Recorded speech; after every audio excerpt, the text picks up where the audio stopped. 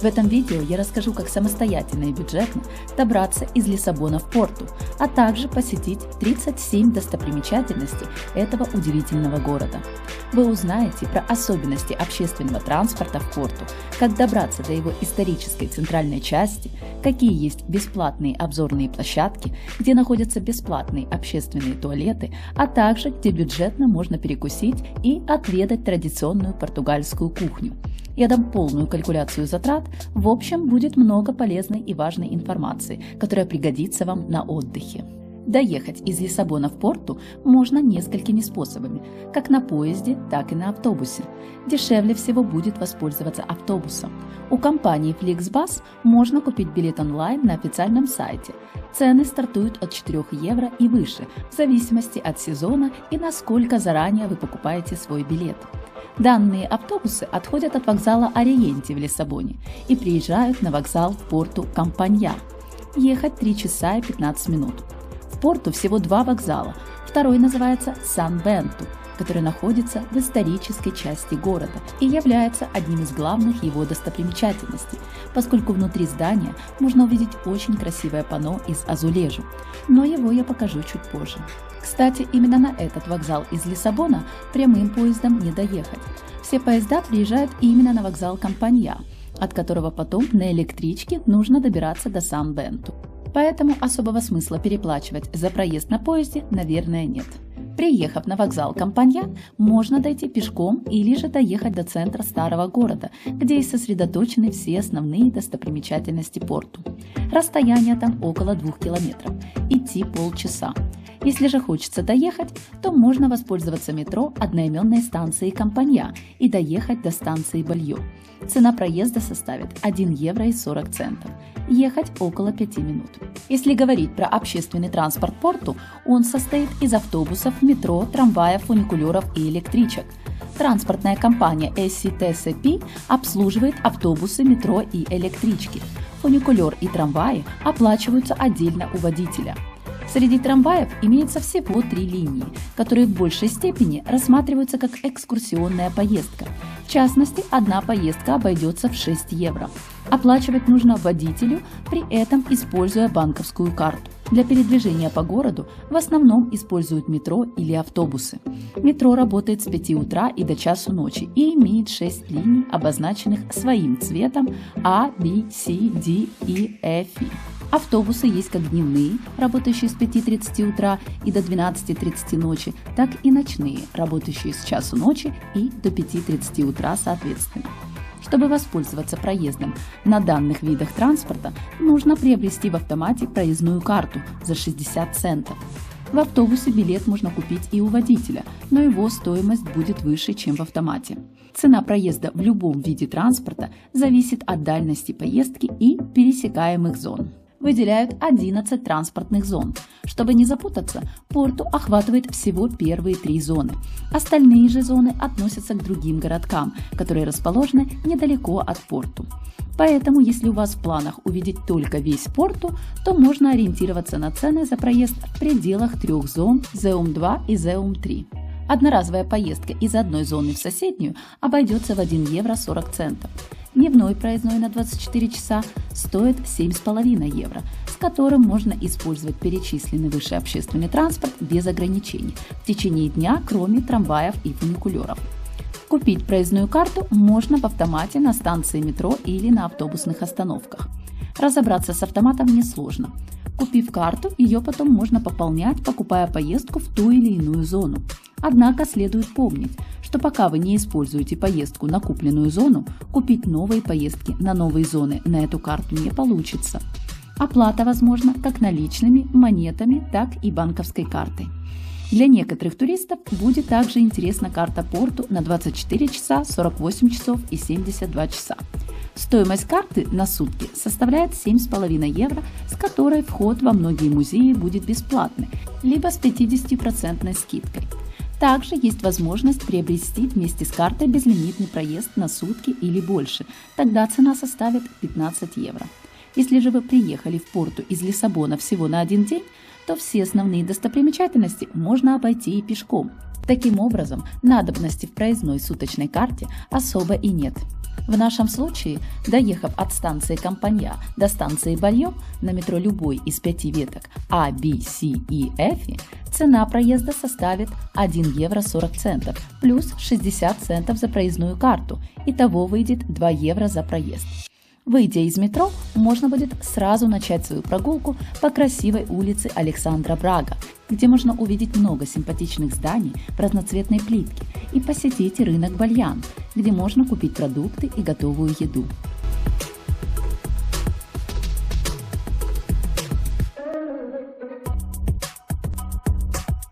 Также рядом расположена знаменитая туристическая улица Санта-Катарина, где находится большое количество магазинов и кафе. Она очень оживленная, и здесь всегда можно встретить толпы туристов. Именно на этой улице расположена одна из самых красивых церквей Порту, которая называется «Часовня душ». Ее фасад полностью украшен традиционной плиткой азулежу.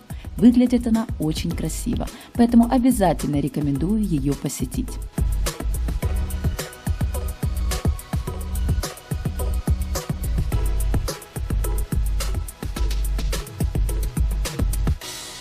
Далее можно прогуляться до величественной ратуши Порту с симпатичной площадью вокруг. От нее идет центральная улица, которая соединяет площадь Свободы и площадь Тринидада. Здесь стоит прогуляться и полюбоваться на очень красивые и интересные здания в стиле модерн, построенные уже в 20 веке. Безусловно, данное место заслуживает своего внимания.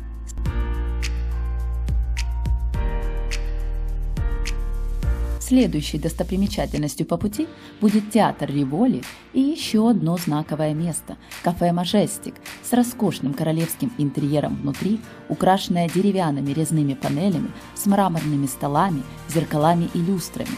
Но за всю эту роскошь и атмосферу придется платить.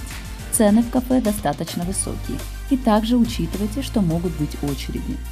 Вернувшись обратно на улицу Санта-Катарина, можно осмотреть еще одну симпатичную церковь святого Ильдефонса. Ее фасад также частично украшен плиткой азулежу, что смотрится очень красиво. Вообще в Порту сосредоточено большое количество церквей, вы их будете встречать чуть ли не на каждом шагу. Лично я для себя выделила самые красивые среди них, где встречается плитка азулежу. Следующая такая церковь по пути будет церковь Конгрегадос. Вход в нее бесплатный, а внутри она не менее красива, чем снаружи. Церковь находится возле площади Свободы. Всю ее красоту оценить не удалось, так как на момент нашей поездки здесь велись строительные работы.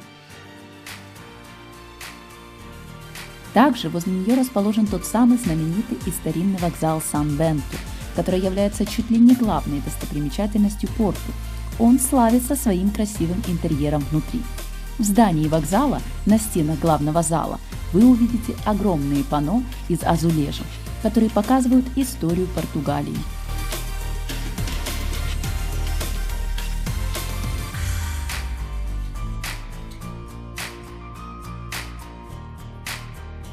Ну а дальше можно будет дойти до церкви и башни Клеригуш с мраморным алтарем и 75-метровой колокольней. Вход в церковь бесплатный, а билет для подъема на башню стоит 8 евро, куда включено и посещение музея. Лестница достаточно узкая и имеет около 240 ступеней, подъем не очень удобный. И в общем-то в Порту есть немало бесплатных смотровых площадок, где вид открывается даже лучше. Их я покажу чуть позже. Рядом с церковью и башней находится книжный магазин Лело. Это еще одна популярная достопримечательность Порту. Он славится своим изысканным интерьером внутри. Это один из самых красивых книжных магазинов мира. Однако то количество людей, которые туда запускают, создает ощущение тесноты и так в небольшом помещении. К тому же нужно приготовиться отстоять немаленькую очередь, поэтому у многих остается разочарование после его посещения.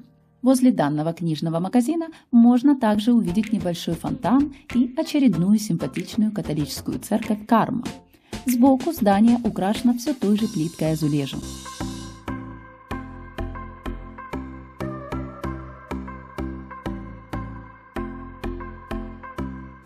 Далее можно прогуляться по парку Кордоария с разнообразными растениями, деревьями и статуями.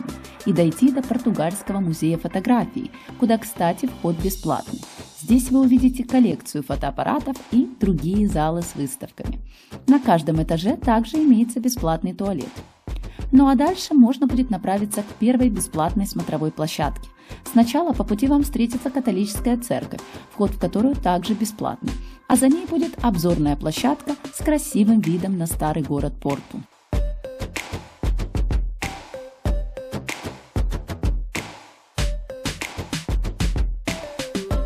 Затем можно будет дойти до церкви Милосердия, которая имеет интересную архитектуру в стиле барокко.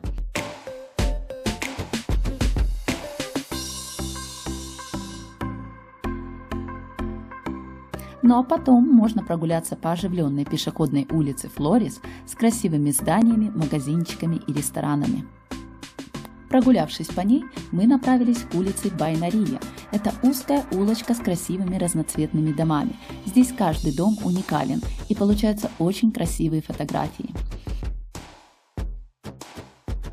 Нашей следующей достопримечательностью был кафедральный собор Порту, где есть еще одна бесплатная обзорная площадка. Вход в собор, кстати, не бесплатный, как показывают Google карты. Цена составляет 3 евро. Часы его работы каждый день с 9 утра и до 17:30 вечера. Здесь открывается потрясающий вид на город. После осмотра собора можно направиться к знаменитому мосту Понте-ди-Дон-Луиш. Это автомобильный железнодорожный арочный мост, который соединяет города Порту и Вила-Нова-ди-Гая, расположенного на противоположном берегу реки Дору. Именно с верхнего уровня моста вы сможете полюбоваться уникальным видом на старый город Порту. Здесь получаются потрясающие фотографии. Также пройти этот мост можно и по нижнему уровню, но об этом я расскажу чуть позже. Следующей нашей локацией был дворец Болса. По пути вам встретится здание рынка, которое никогда не использовалось по назначению, а сейчас в здании находится магазин и ресторан. Дворец Болса – это бывшая биржа города. Входной билет обойдется в 12 евро. Его можно купить онлайн на официальном сайте, который указан, или непосредственно в кассе. Здесь вы увидите различные залы со своей историей, изысканным интерьером из узоров и позолоты. Также возле дворца находится симпатичный небольшой парк с красивыми видами. Пройдя парк, можно будет полюбоваться церковью Святого Франциска. Внутри она украшена деревом и золотом, смотрится очень эффектно. Входной билет обойдется в 10 евро. Недалеко от нее расположена еще одна симпатичная церковь, украшенная азулежем. Вход в нее бесплатный. Ну а далее можно будет спуститься к площади Рибейра. Вы будете проходить музей Портвейна, но на данный момент здание закрыто и не функционирует. Дальше я покажу, где можно продегустировать вино.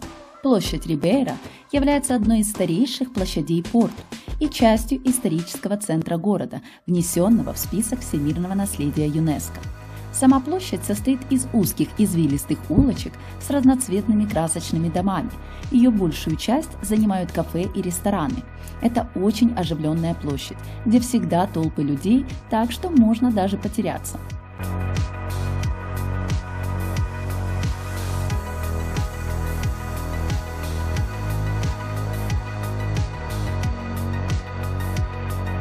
Ну а далее можно прогуляться по набережной Рибейра вдоль реки Дору.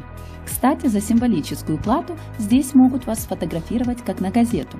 Получается очень необычный и атмосферный снимок в виде выпущенной старинной газеты с вами на главной странице. Рибейра считается одним из самых посещаемых мест не только среди туристов, но и местных жителей, поэтому здесь всегда многолюдно, а также можно услышать живую музыку уличных артистов. Прогулявшись по набережной, можно перейти на противоположную часть берега через нижний уровень моста Понте-ди-Дон-Луиш. Там вы сможете посетить винодельню и продегустировать вино разных годов выдержки. Но учтите, что дегустация и экскурсия на производство портвейна открыта до 18:00. Цены за входные билеты есть на официальном сайте и зависят от выбранной программы и что будет в нее включено. Все ссылки на официальные сайты и карту с геометками из достопримечательностей Порту я дам в текстовом документе «Инструкция Порту». После дегустации портвейна можно будет направиться к еще одной популярной достопримечательности произведения 3D-стрит-арта, созданного из переработанных материалов известного художника Бардала. Заяц частично нарисован, а частично сделан из мусора. Подобные картины можно встретить также и в Лиссабоне. Ну и завершающей достопримечательностью будет парк Жардин-ду-Морру, к которому мы и направились. Обращаю ваше внимание, что он расположен на верхнем уровне городка Вила-Нова-де-Гайа, в отличие от Портвейна и картины Зайца. Туда также можно было попасть, перейдя по верхнему уровню моста Понте-ди-Дон-Луиш. Очень советую посетить этот парк.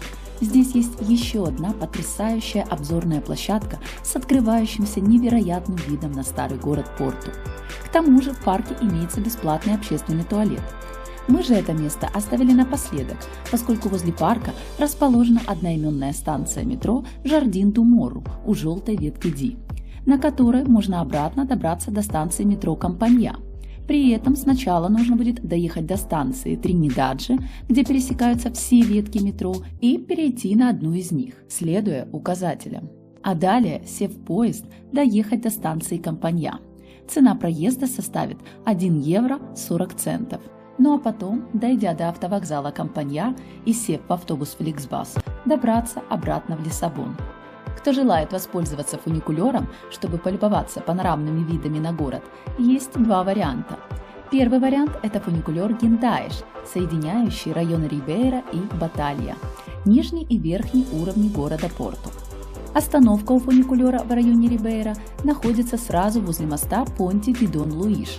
Цена проезда в одну сторону составляет 4 евро. Туда и обратно 6 евро. Ехать буквально пару минут. Поэтому многие считают цену неоправданно высокой, поскольку можно и по ступенькам спуститься вниз. Также выделяют канатную дорогу Телефенику-де-Гайя. Но обратите внимание, что она в Порту не ведет. Она проходит по другой стороне реки Дору и соединяет верхнюю часть города Вила-Нова-де-Гайа с нижней его частью, набережной. Остановка расположена в верхней части у моста Понте-ди-Дон-Луиш на противоположной стороне от Порту, как раз возле парка Жардин-ду-Морру. Длина канатной дороги составляет 600 метров, ехать несколько минут. Цена проезда 7 евро в одну сторону и 10 евро туда и обратно.